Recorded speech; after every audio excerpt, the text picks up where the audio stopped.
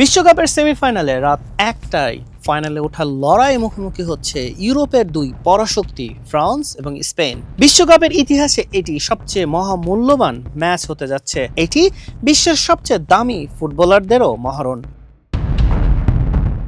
Spanish দৈনিক as জানিয়েছে, দুই দলের খেলোয়াড়দের সম্মিলিত বাজার মূল্য প্রায় $3.10 বিলিয়ন, বাংলাদেশি মুদ্রায় যায় প্রায় ৩৮,২৪৩ কোটি টাকা। বিশ্বকাপ ইতিহাসের অন্যতম ব্যয়বহুল ম্যাচ হিসেবে তকমা পেয়েছে এই হাই ভোল্টেজ ম্যাচটি। ফরাসি স্কোয়াডের মোট বাজার মূল্য প্রায় $১৭৮ কোটি, আর স্পেনের দলের মূল্য প্রায় $১৪৩ কোটি।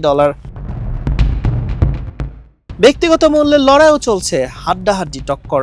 স্পেনের তরুণ সেনসেশন লামিনে ইয়ামালের মূল্য প্রায় $২৩.৪ কোটি, ফরাসি তারকা কিলিয়ান এমবাপ্পের বাজার মূল্য $২১ কোটি।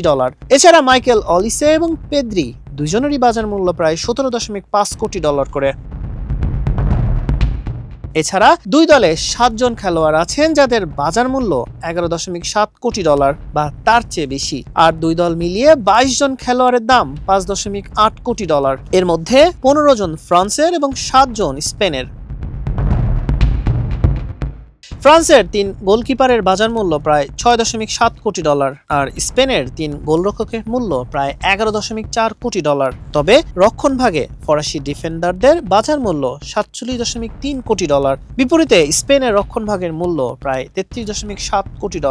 স্প্যানিশ মিডফিল্ডারদের বাজার মূল্য প্রায় $৪৯.১ কোটি, আর ফ্রান্সের মাঝমাঠের মূল্য প্রায় $৩৬.৫ কোটি। ফ্রান্সের স্ট্রাইকারদের বাজার মূল্য প্রায় $৮৭.৭ কোটি, যেখানে স্পেনের বাজার মূল্য $৪৮.৮ কোটি।